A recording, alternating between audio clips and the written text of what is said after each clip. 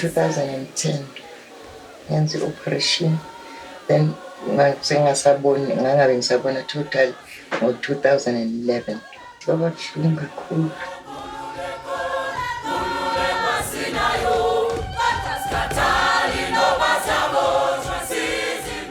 Ngijabulile mina ngoba umama uyakhona ungenzela izinto ey'ningi. Isikhathi nokuhlala nje sixoxe, sihlale imini yonke sobabili sixoxe mhlambe kungekho umuntu.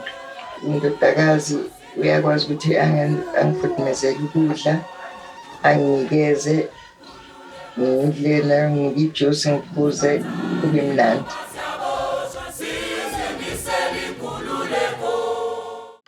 SAMBT is an organization that has been running and able to train blind people around South Africa.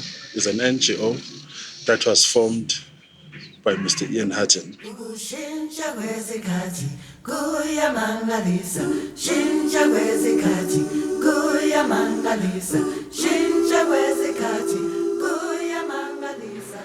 This is where they check people with eye problems before you could go to the optometrist for the classes.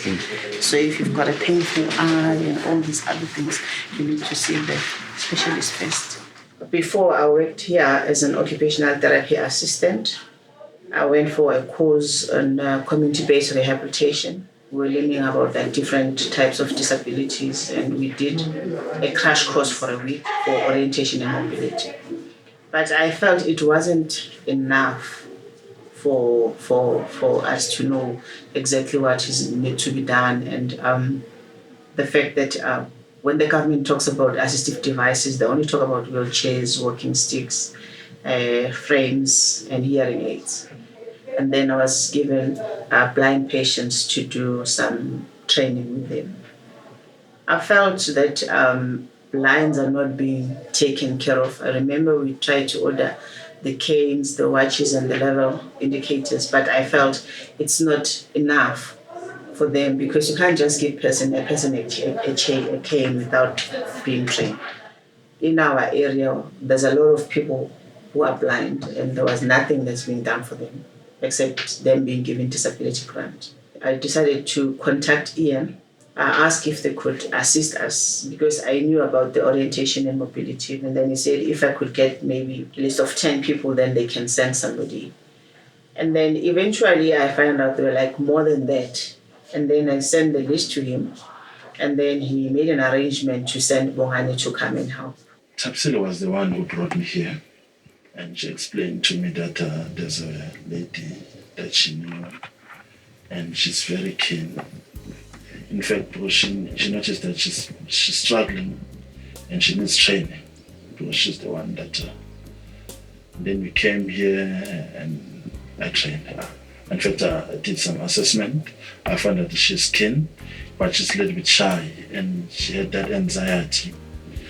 And then it's when I motivated each and every time when I came here just to let her relax and let her walk on to the kitchen and the toilet and able to teach the family as well how to get to the terms of her because she has lost her eyesight because they didn't know.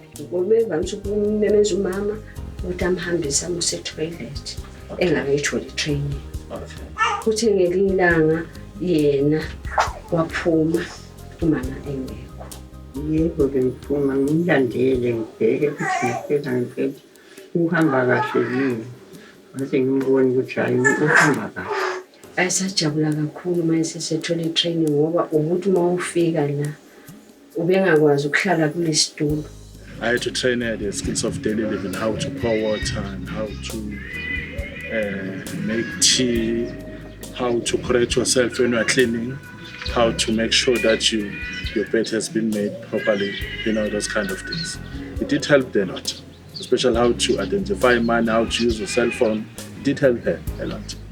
Training yakho ngiphathe kahle kakhulu ngangisabi first day kodwa nje ngagcina sengiright ngoba ngabona ukuthi hayi umuntu uyaphila. Wangifundisa okuningi. Ngiyakwazi ukugeza, ngiyakwazi ukuphuma nge-toilet, ngiyakwazi ukwendlula umbhede, ngikuzenzela itiye nokuphuma ngiye komakhelwane, ngesontweni ngekliniki, ngaze ngajwayela ngabe ngisasaba lutho. Kodwa nje okuningi yakwenza ukugeza izitsha, ukugeza impilo noma kukhona okuphilwayo. Asukume futhi ngoba ngihlala le phezulu uyeza kimi lena phezulu. Ehamba ngayo into. What is very important when introducing a route to a client?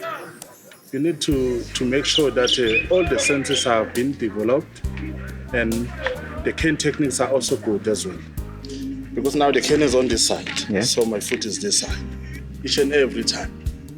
Okay? Because the cane is able to cover both sides, both legs, that I'm not going to be hurting myself in front of any object in front of me. Because the cane is the one that is able to reach first. Like for instance, let me just show you this here. There are also adaptation of touch technique. As you notice that this is called touch technique. This one. This is touch now. It's 2-point touch technique. She needs to also understand the use of landmarks because those are very important. You see, I taught her there's a pavement here and there are those trees that are hanging above the drain. So she knows that when she gets there, then as the neighbor, she has to understand that she's on the third house from her house. So mhlawumbe ngifuna ukuphumela ngaphandle kwangijabulisa ukuthi ngiyakwazi ukuthi ngithi ngayo sesiphelile isitupu. Ngishone egeyithini, fike ngishaya egeyithini ngithi bese ngiyakwazi ukuthi ngivuke. Kwangijabulisa lokho. Manje siyakwazi ukuhamba ezwe futhi namatshe. Yabona mayihamba endaweni engekho njengasekhwezi lapho kunetha khona. Avese alokhuze zokuthi engathi yitshe leli alokhuze. Emva kwe-training siyajabula kakhulu.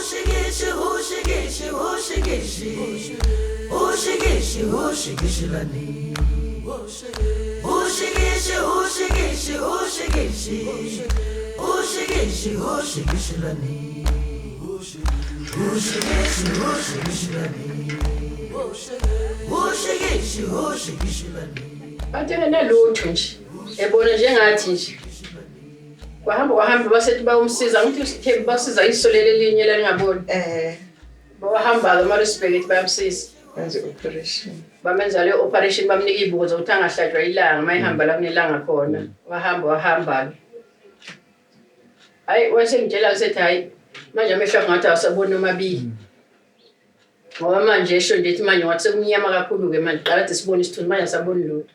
Ukukhumbula lesikhathi ngisabona njengoba esho ukuthi bengibavakashela ngizomcheck ukuthi unjani uyaphila yini bonke omakhelwane nje ngumuntu nje wabo. Ngoba ngithena mncane thina sibadala besihambela thina makushoniwe yasithatha kunje kuphela kubuhlungu phela ngoba ngasabona ngithi bengazi ukuthi manginokuthi uThembi uzoza azongisiza uyabona noma ngabe nginemicimbi nabantu abamnyama manje ngithi akasakwazi kodwa nje kuhle nje akho lutho simbandlululi kuhle nezingane zakhe ekhaya ziyamthanda zimenzela konke zimthathe nangemoto zimsemoli ngiyayazi phela ukuthi umuntu ongabona wathi mayifika nayo la wathi sebenginike inanzi induku ukuthi ngihambe ngayo ngizwa kanje wahamba ngamuntu uyazi la ekhaya saphila wahamba weza ungena endlini sahleka nje hawu izokusiza ngoba baningi sebabona bahamba ngayo induku emhlophe ngithi noma behamba emgwaqeni manje sinasho ukuthi isikondela asikho ngabe uhamba kalula kuhambeka kanzima yathinta ubuye ngabusabona ukuthi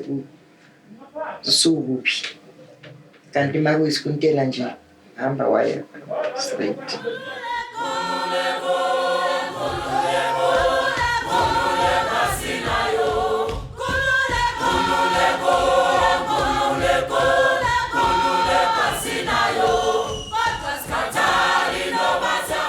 She knows very well that if she's walking on the street, she has to identify the shade from the tree, especially once she knows that she's been coming from her friend's house. It's the only tree that is hanging next to the road that is nearby her house. It's easy for her to understand it, and it's easy for them to understand the use of cane if their senses are already developed perfectly. Ngiyakwazi ukuthi ngihambe ngijabule nje nami ngibona abantu ngiyakhona ukuhamba ngayo into Siyabonga kakhulu. Siyabonga. Nisizile. Ngoba phela ngabe manje siyamthetha. Siphume naye. Yabo. And manje hayi uyayihambela. Yebo. Asenongifonela njalo. Uzongiphelezela cha. Thatha into. Balekile ukuthi eqaleni kwako konke ngamukela. Ayikho into endlula ukumukela. Lapho phela uma ungamukelanga ungeke nje usuphile. Ungayitsheli ukuthi angiboni. Uhambe nje. Khuluma makufuneka ukhulume ungasho ukuthi unyeza ukuthi ngoba wena uboni. Ngoba ngiyezwe endleleni. Nengqondo yami iyasebenza. So angiboni ukuthi amahloni akuphi lapho. Benganandaba la nokuthi bathini bengihambela ngendlela.